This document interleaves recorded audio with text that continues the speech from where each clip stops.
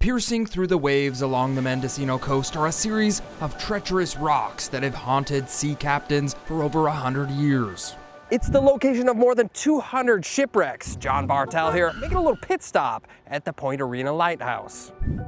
To warn the ships of shallow rocks below, they needed a really tall lighthouse, and that's what you'll find at Point Arena. It is actually the tallest lighthouse on the West Coast. It's 115 feet from the base to the top of the tower. It's about 155 feet from the mean low tide line.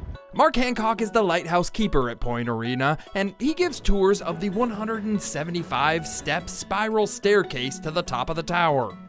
The climb is pretty tough, but luckily there's 4 benches that you can rest on the way up. Yep, which I usually have to stop at all 4 of these on the way up. Once at the top, you get a spectacular view of the rugged coast, and if you're lucky, Different every day. Yeah, there we go. you might just see some migrating whales flashing their fins. Pretty much all year round we see some sort of whale. The primary is the grays. Also from the top, you'll see Arena Rock, which is a big reason why the lighthouse was built. It is the size of a football field and it's only 6 feet deep. And it's been responsible for over 100 shipwrecks since they started keeping track in the 1800s. The original Point Arena lighthouse was constructed in 1870, but had to be torn down and rebuilt after the devastating 1906 earthquake that shook San Francisco and the Mendocino coast. So even though the top of the tower went about 5 feet to the north and 5 feet to the south for 45 seconds to a minute, according to the lightkeeper who was up there when it happened. Inside the Lighthouse Museum, you can see relics from the past, like the old kerosene-powered lamp.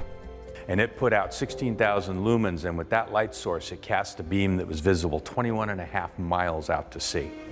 So you gonna marry me or what?